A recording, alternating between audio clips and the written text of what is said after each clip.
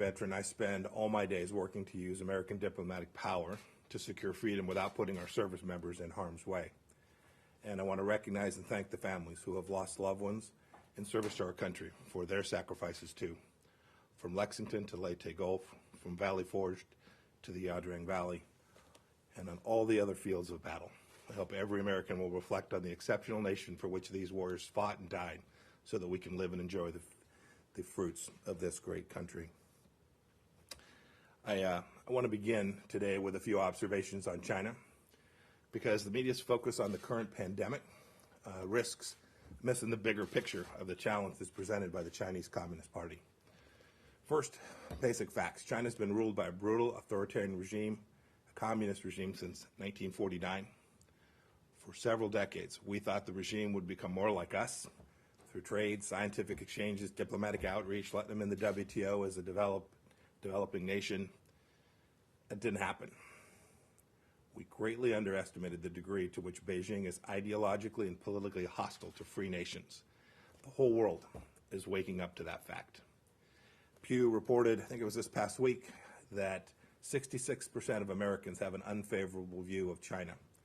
That is a direct result of the Chinese Communist Party's choices, which are influenced by the nature of the regime. And the nature of that regime is not new. Second point, on the bigger picture. The Chinese Communist Party's response to the COVID-19 outbreak in Wuhan have accelerated our more realistic understanding of Communist China. The party chose to destroy live virus samples instead of sharing them or asking us to help secure them. The People's Liberation Army has claimed more features in the South China Sea's international waters, sank a Vietnamese fishing boat, threatened a Malaysian energy prospector, and declared a unilateral fishing ban. The United States condemns these unlawful acts. The Chinese Communist Party chose to threaten Australia with economic retribution for the simple act of asking for an independent inquiry into the origins of the virus. It's not right. We stand with Australia and the more than 120 nations now who have taken up the American call for an inquiry to the origins of the virus so we can understand what went wrong and save lives now and in the future. The Chinese Communist Party also chose to pressure the World Health Organization's Director General into excluding Taiwan from this week's World Health Assembly in Geneva. I understand that Dr. Tedros' unusually close ties to Beijing started long before this current pandemic, and that's deeply troubling. President Xi claimed this week that China's acted with openness, transparency, and responsibility. I wish it were so. It's been 142 days since doctors at Wuhan Central Hospital first started sharing information about a SARS-like virus. And yet, today, as we all sit here this morning, Beijing continues to deny investigators access to relevant facilities, to withhold live virus samples, to censor discussion of the pandemic within China, and much, much more. If the Chinese Communist Party wants to demonstrate real openness, real transparency, it could easily hold press conference like this very press conference and allow reporters to ask him anything that they would like.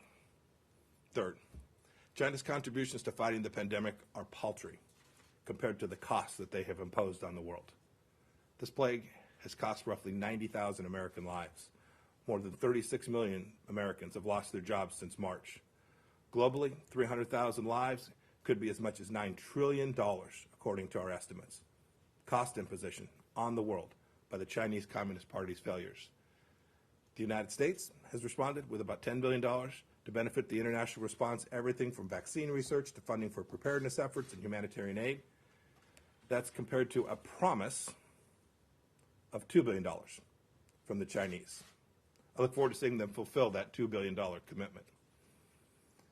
Private American businesses too, nonprofits, charities, citizens have provided an additional $4.3 million from American donations to assist the world. There is no country that remotely rivals what the United States has done to help combat this terrible virus. And today I'm pleased to announce another $162 million in foreign assistance, bringing our total commitments dispersed to more than $1 billion since the outbreak began. And that's just what the State Department and USAID have done. In addition to that funding today, the State Department and USAID and the Inter-American Foundation are providing more than $200 million in assistance for the Venezuelans in need as well.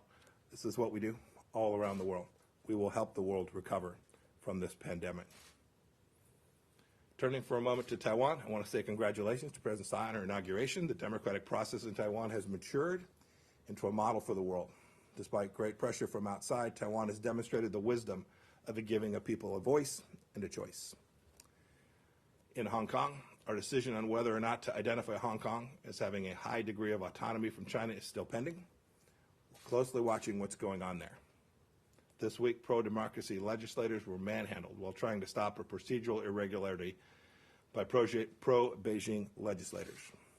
Leading Hong Kong activists like Martin Lee and Jimmy Lai were hauled into court.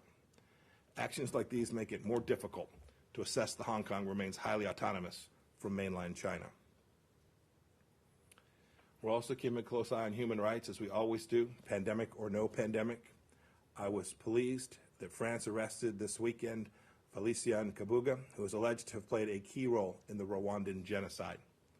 We're monitoring Burundi as voters there go to the polls today. I urge all sides to refrain from provocations and allow there to be an election with no violence, to let every citizen have the opportunity to exercise their democratic rights. Nicaragua, too. We're concerned about numerous credible reports of hospitals filling up and bodies being buried under cover of night, pointing to a much more severe situation than the regime is actually acknowledging. And we're concerned that individuals around the world, individuals including journalists, have been arrested and detained based on their public statements or activities regarding COVID-19. The United States condemns all such uses of the pandemic around the world as a pretext for repression. On to better news. Last week saw three huge diplomatic wins. I'd like to highlight them. First, last week, the United States shipped its first ever crude oil to Belarus. I traveled there a few months back, made the commitment that we would work on this project with them so they would be less dependent on crude oil from those who see the world a little bit differently. This deal will allow Belarus to diversify its supplies to go forward and take crude oil from free nations. We're the largest producer of oil and gas in the world. If nations want enhanced energy security and deals crafted with the respect for property rights and free enterprise and the rule of law, come talk to us. We'll get it done with you. Second, in Afghanistan, the United States welcomes the political settlement by President Ghani and Dr. Abdullah. We urge the two leaders to channel momentum generated by this positive outcome to speed up the government's entry into intra-Afghan negotiations. We need all sides, including the Taliban, to do their part to get into talks. We need violence reduced. We're working hard to meet the critical objective of getting peace and reconciliation inside of Afghanistan. Third, I'm really proud of the team here at the State Department and the Commerce Department, who worked hard to help bring Taiwan Semiconductor Manufacturing Corporation's new $12 billion investment for a new state-of-the-art chip foundry to Arizona. Microchips, integral to all our national security, will be made in America again. That deal was a piece of and an integral part of a string of accomplishments that we call the 5G national security trifecta, something we've been working on for some time. Last week, the United States closed a loophole Huawei had used to circumvent export controls by designing and producing semiconductors abroad. And third, the third part of the trifecta is something I've mentioned before, the 5G clean path.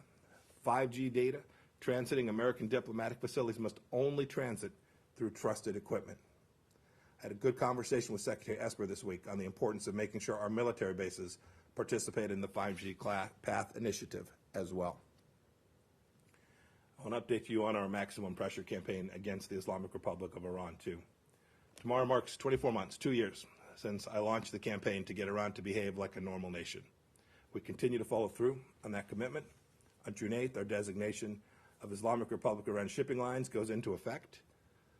Last week, the United States government provided the maritime and energy industries new guidance to reduce their risk of exposure to sanctionable activities related to Iran, as well as those regarding North Korea and Syria.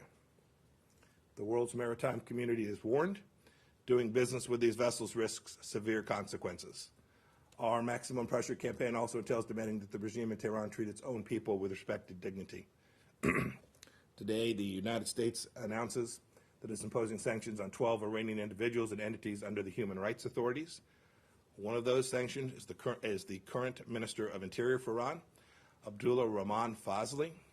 We have reason to believe that he is the individual who gave orders in November 2019 authorizing Iranian police forces to use lethal force on peaceful protesters inside of Iran. His evil commands killed Iranian citizens. we're proud to mete out what justice we can on behalf of the slain and silenced inside of Iran.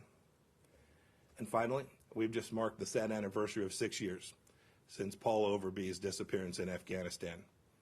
Our colleagues at the FBI have renewed their $1 million offer for information relating to his return, and my team continues to press towards that goal through diplomatic channels as well. The well-being of American citizens comes first to this president, to this administration. And with that, I'm happy to take a few questions. Hi, good morning. On Taiwan, you mentioned that the democratically elected Taiwan President Tsai Ing-wen a few hours ago inaugurated to continue her second term. We saw a video message from Deputy National Security Advisor Pottinger in Mandarin Chinese. And we saw the video message from Assistant Secretary Stilwell and your statement to congratulate Taiwan. My question for you is, how does the United States envision its relationship with Taiwan and Taiwan's global participation after WHO in the coming years? Separately, if I may, President Trump mentioned last week that the U.S. may cut off all relationship with China. Would you like to weigh in your thoughts? Should the United States ponder an official relationship with Taiwan based on shared values of democracy, religious freedom, and human rights? Thank you. So we congratulated the winner of the election there. We were happy to see that. My congratulations were in English, not Mandarin. It was the best that I could do. But we understand that the work that we have done there, and it comports with the history of the agreements between the United States and China, is the right solution to maximize the stability there in the Straits. You know, the president talked about how we're going to respond, how he's beginning to think about responding to the calamity that has befallen the world as a result of the actions of the Chinese Communist Party. I don't want to get ahead of him in terms of talking about how the administration will respond to that, but you can already begin to see the outlines of it. I talked about this with our 5G national security trifecta. You can already see how we're beginning to work to make sure we get America first, that we get this foreign policy right, and that we respond to these risks that the Chinese Communist Party presents to the United States in an appropriate way. You saw yesterday, I think it was, or maybe it was the day before, the Department of Defense make announcements about work on rare earth minerals, so that, again, we wouldn't be dependent on a nation that has demonstrated its unreliability, its willingness to steal our intellectual property, all the things that, frankly, for decades, and this isn't remotely partisan, Democrat presidents, Republican presidents, all just turned the other way because of 1.5 billion people and the opportunity for enormous markets and this hope that engagement would lead to a change in the behavior of the Chinese Communist Party. It didn't happen, and President Trump has been incredibly serious about making sure that we do the right things for the American people. I know he'll continue to do it. We continue to work on this to develop an appropriate way to think about how we can get the Chinese Communist Party and China to behave in a way that's consistent with how we ask every nation to behave. Saeed, go ahead. Thank you, Morgan. Thank you, Mr. Secretary. Mr. Secretary, Hello, sir. Last night the Palestinian Authority President Mahmoud Abbas abrogated all agreements with Israel and the United States, including security coordination.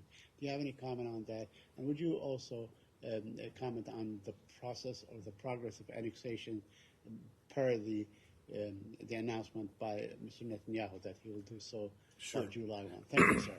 Yeah, sure. So we note the announcement by Abbas. I was in communication today with our teams there. We hope that the security arrangements will continue to be in place, that the work that's done on the ground there to keep people in Israel and Palestinians safe will continue. So I'm not exactly sure what to make of his statement, but I regret that he's decided to abrogate these agreements. We laid out a very clear vision for how peace could be brought. We asked simply for this. We asked the Israelis and the Palestinians to agree that that would be the basis for negotiations between them. The Israelis have accepted that. The Palestinians have continued to refuse to just simply sit down and enter into negotiation based on President Trump's vision for peace there. We know that vision for peace will lead to better lives for the Palestinian people. It acknowledges that in a very clear and unambiguous way. We hope that the leadership in the Palestinian Authority will see that that's in their people's best interest and that we can move out in that way according to the vision that was laid out. The last thing to say is I was in Israel last week. We had conversations about how we can move this vision for peace forward, and we're going to continue to work with all the parties involved to try to get that ultimate outcome. You can see how Middle East has changed. You can see how you now have the most anti-Semitic country in the world, the Islamic Republic of Iran, pitted against Arab nations in Israel who understand that the great threat in the Middle East is very different than it may have been decades ago. That threat now emanates from Iran, and you can see these other nations working together to ensure that we take down risk throughout the Middle East, and the President's vision for peace there is an important component of that. Has anyone spoken to the Palestinians, sir? I don't have anything to say on that. Thank you.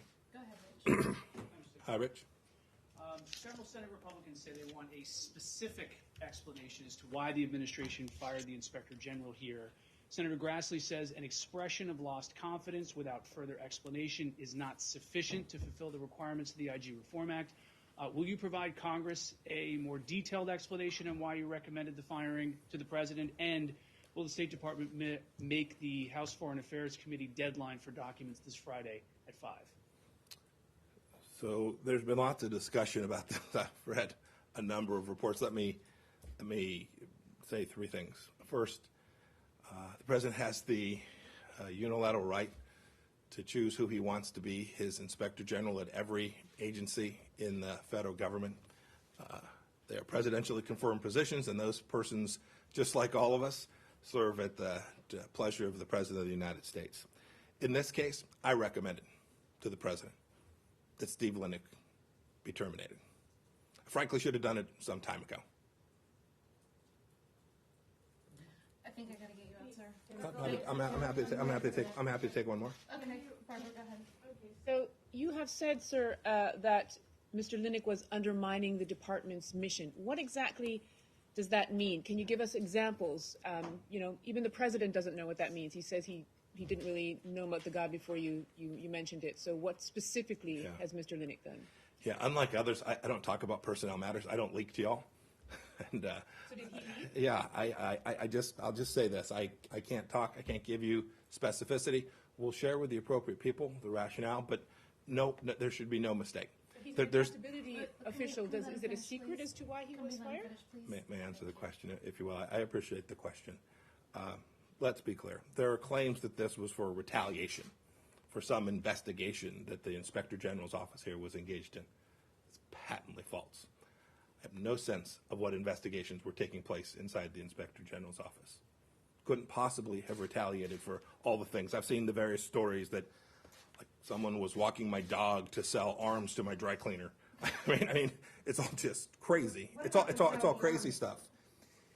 So I didn't have access to that information, so I couldn't possibly have retaliated. It would have been impossible. There's one exception. I was asked a series of questions in writing. I responded to those questions with respect to a particular investigation that was sometime earlier this year, as best I can recall. Responded to those questions. I don't know the scope. I don't know the nature of that investigation other than what I would have seen from the nature of the questions that I was presented. I did what was right. I don't know if that investigation is continuing. I don't know if that investigation has been closed out. I don't have any sense of that. Again, it's not possible that further have been retaliation. Here's the last thing to think about as you see these stories that have been leaked to you all, right, to the press.